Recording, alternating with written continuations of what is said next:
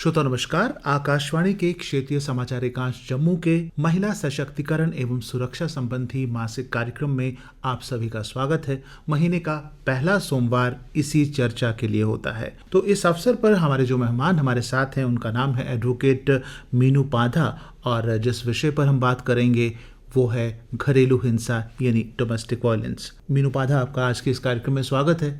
बहुत बहुत धन्यवाद सर। जी, बात करते हैं घरेलू हिंसा की। तो मैं चाहता हूं कि अपने श्रोताओं को हम समझाएं कि घरेलू हिंसा होती क्या है। सबसे पहले तो आकाशवाणी का बहुत बहुत धन्यवाद सर।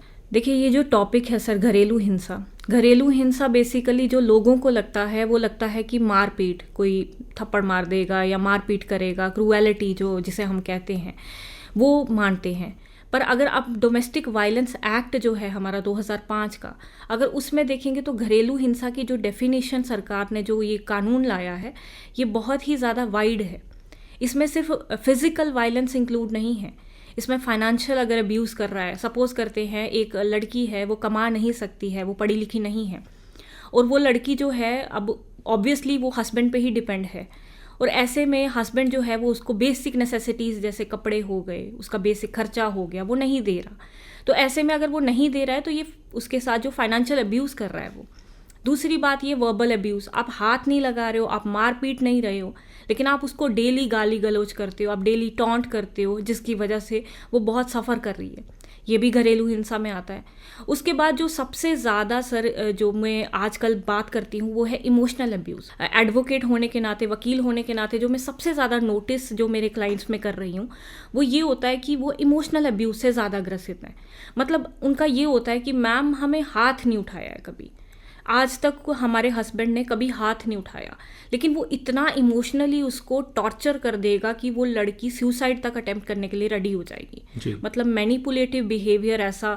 फॉर एग्जांपल एक, अगर मैं ऑफ कोर्स मैं डिटेल्स नहीं शेयर करूंगी क्लाइंट की, बट एक लड़की है जिसको बच्चा नहीं होता है किसी रीज़न से, और वो लड़की का उसमें क्या कसूर है, मतलब अगर उसको कुछ प्रॉब्लम है, हेल्थ इश्यूज़ हैं, तो ऐसे में क्या करना कि उसको हर टाइम टॉन्ट करना, कोई भी फैमिली फंक्शन हो वहाँ पे टॉन्ट करना, उसको नीचा लगाना उसके जो इन लॉज हैं उनके द्वारा, उसके हस्बैंड द्वारा। तो वो एक सिचुएशन में ऐसे आ जाती है तो वो कहती कि मैं मर जाऊं तो ये बेटर रहेगा, मैं अब और नहीं सह पा रही हूँ। तो मुझे जो मानसिक उत्पीड़ना है, प्रताड़ना है, वो बहुत खराब होती है, बहुत भयंकर होती है। बिल्कुल सर, क्योंकि इसमें आप एग्जैक्टली अब कानून जानने के लिए हमें तो पता है कि ये वायलेंस में आता है, और जो पार्लियामेंट ने लॉ पास किया है 2005 का डोमेस्टिक वायलेंस एक्ट, उसके अंदर ये वायलेंस ही है। लेकिन आम इंसान को, अगर आप पढ़े लिखी लड़कियों को भी देखोगे तो वो भी ये नहीं जानती कि मुझे हाथ ही नहीं उठा रहा है, वो ना मार पीट रही है, ना कोई मतलब पैसों की कोई कमी आने दे रहे हैं, लेकिन मुझे इस लेवल तक ले आया कि मुझे डिप्रेशन हो गई है, मुझे मरने का मन कर रहा है, मुझे अपनी ज़िंदगी ख़त्म करने का मन कर रहा है। ये मुझे लगता है सबसे खतरनाक वायलेंस, अगर मैं कहूँ तो ये सबसे खतरनाक अब्यूज़ है। जी। देखिए, घरेलू हिंसा को लेकर हमारे कानून में कब से बहुत सारे प्रावधान हैं, और नए जो आपराधिक कानून आए हैं उसमें और भी सुधार किया गया है, लेकिन देखने में आया है कि इन मामलों में कमी कहीं नहीं आई है। तो आप क्या समझते हैं कि व्हाट इज द रीजन? क्या वाकई महिलाओं को ये पता नहीं है कि हमारे साथ जो हो रहा है ये हिंसा है या अपराध है, तो या फिर वो इसको एज्यूम कर लेती हैं कि हमारे साथ ऐसा होना ही होना है? हम अक्सर देखते हैं कि परिवारों में लड़कियों को, औरतों को ताना दिया, ऐसे तुम कहाँ करोगे यार, ये तुम्हारे बस की बात, ये लड़कियों की बस की बात नहीं है, ये औरतों के बस की बात नहीं है। तो किसी को बातों से भी नीचा दिखाना कि you are somewhere inferior to others, तो ये भी हिंसा है। पढ़ी लिखी लड़कियां भी क्यों इस चीज का शिकार हो जाती हैं, और किस तरह से वो इस चीज को मानना को तैयार हो जाती हैं? सर, सबसे ज़्यादा शॉकिंग यही था मेरे लिए भी कि अनपढ़, चलो जो जिसने पढ़ी लिखी नहीं है, जो समाज इतना नहीं जानती है। जैसे मैं एक एग्जांपल लेना चाहूँगी, एक मैं कैंप कर रही थी एक डिस्ट्रिक्ट में, जम्मू कश्मीर के ही, वहाँ पे यही डोमेस्टिक वायलेंस पे कैंप चल रहा था, और एक इसी तरह से डोमेस्टिक वायलेंस पे बात हो रही थी।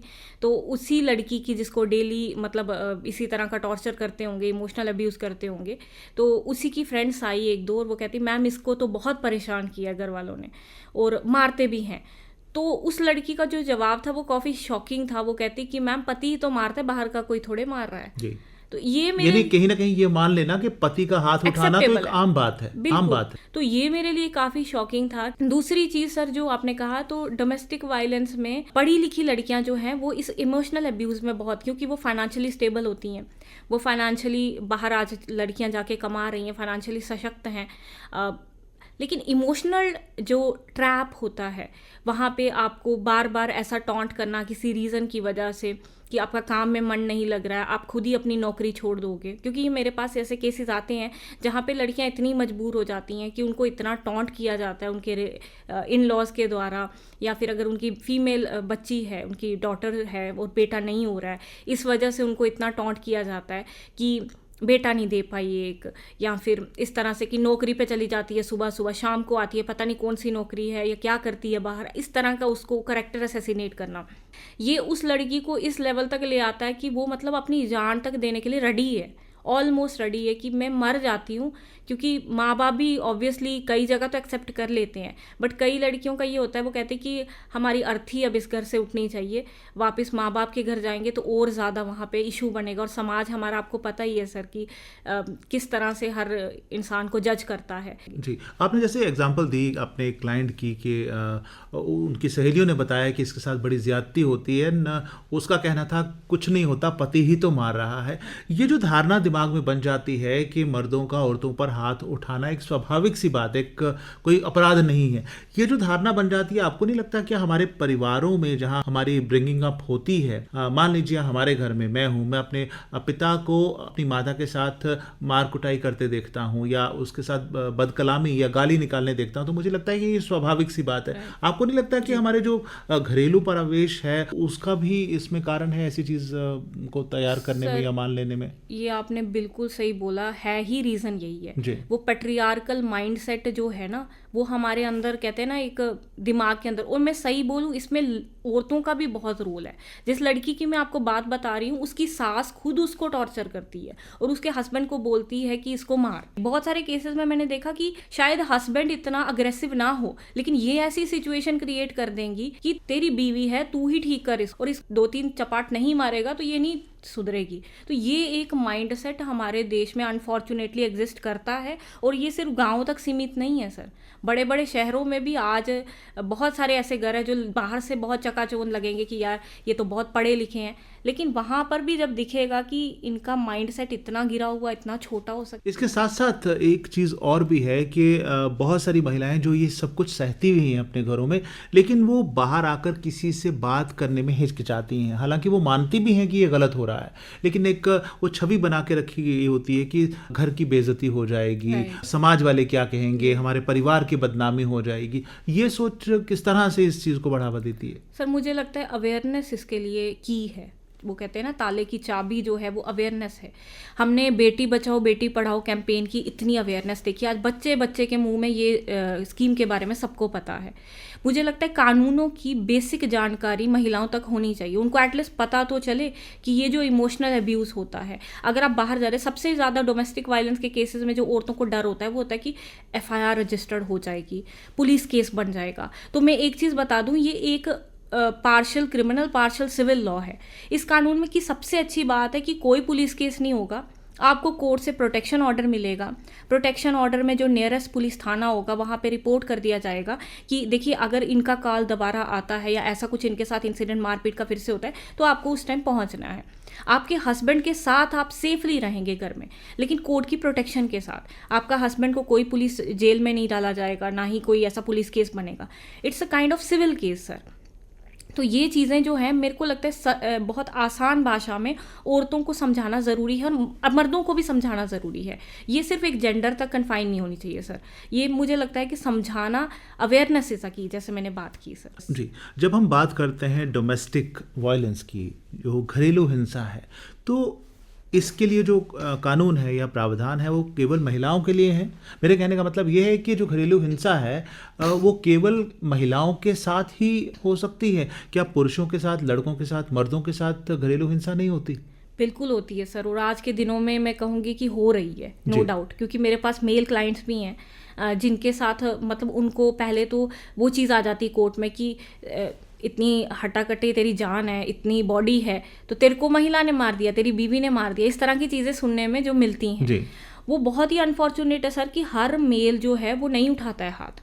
हर मेल जहाँ पे फीमेल कर रही है वहाँ पे वो चुप हो जाता है, क्योंकि उसको पता है कानून इतने स्ट्रांग है कि अगर उसने इस टाइम थोड़ा भी रिएक्ट किया तो उस पर इमीडिएटली एफआईआर रजिस्टर हो सकती है।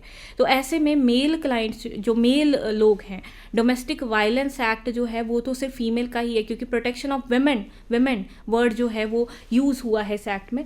लेकिन ऐसे में क्रिमिनल केस जो है वो महिला पर दर्ज हो सकता है, हर्ट का, ग्रीवियस हर्ट का, डिफेमेशन का। अनफॉर्चुनेट चीज़ क्या है कि डोमेस्टिक वायलेंस मेल के साथ होती है तो वो एक्शन लेने से डरते हैं। उनको लगता है कि कानून जो है वो सिर्फ महिलाओं के फेवर में है। और सर आप यकीन नहीं मानेंगे, बहुत सारे ऐसे मेल्स हैं जहां पर उन्होंने क्रिमिनल केस किया और कोर्ट ने कॉग्निजेंस लिया, मतलब कोर्ट ने उनकी बात मानी क्योंकि वो प्रूफ के साथ आए। और ऐसे में जब हमने क्रिमिनल केस किया, उन्होंने एमएलसी वगैरह बनाई, अपनी जो मेडिकल लीगल रिपोर्ट है वहाँ पे हर्ट जब प्रूव हुआ तो कोर्ट ने कॉग्निजेंस लिया। कोर्ट ने ये नहीं देखा, उन्होंने उन पे क्रिमिनल केस जो है महिला पे चल रहा है। तो यहाँ पे आपको ये समझना पड़ेगा कि you have to take action, आपको एक्शन लेना पड़ेगा। आप ये सोचेंगे कि नहीं इग्नोर करते हैं या फिर वो करते हैं, कानून सबके लिए, हमारे पास राइट टू इक्वालिटी है जो हमें संविधान देता है, उससे ऊपर तो कोई भी नहीं है। तो जब आपको ये पता चल रहा है कि संविधान इक्वालिटी की बात कर रहा है तो थोड़ा सा अपने लिए स्टैंड जो है आपको, मर्द को भी अपने लिए लेना चाहिए। जी, ये तो बहुत अच्छी बातें आपने बताई। और अंत में मैं आपसे चाहूँगा कि समाज के लिए संदेश। देखिए ये प्रॉब्लम्स तो हैं, चाहे वो महिलाओं के साथ हिंसा हो रही है या पुरुषों के साथ हिंसा हो रही है, ये घरेलू हिंसा की कैटेगरी में ही आता है। तो समाज में माता पिता बचपन से ही बच्चों को किस तरह की परवरिश दें या किस तरह का ही माहौल दें ताकि बड़े होकर लड़कों को ये लगे ही नहीं कि हम किसी पे हाथ उठा लें तो कोई गलत बात नहीं है, या लड़कियों को ये लगे ही ना कि कोई हम पे हाथ उठाता है तो कोई मामूली बात है। बिल्कुल सर, मेरे ख्याल में सबसे ज़्यादा ज़रूरी जो घर है ना वही बेस बनता है, उसके बाद स्कूल आता है।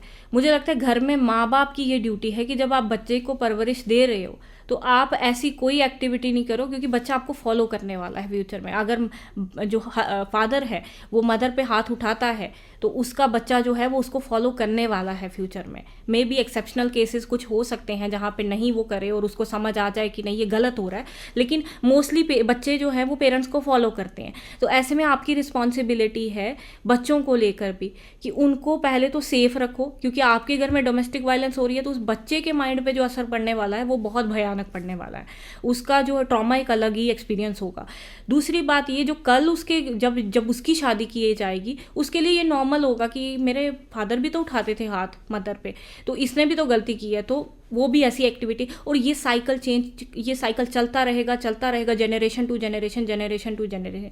तो चेंज जो है आपको अपने अभी से शुरू कर देना चाहिए, क्योंकि ये एक दिन का काम नहीं है सर, ओवरनाइट चेंज हो जाएगा ये पॉसिबल नहीं है।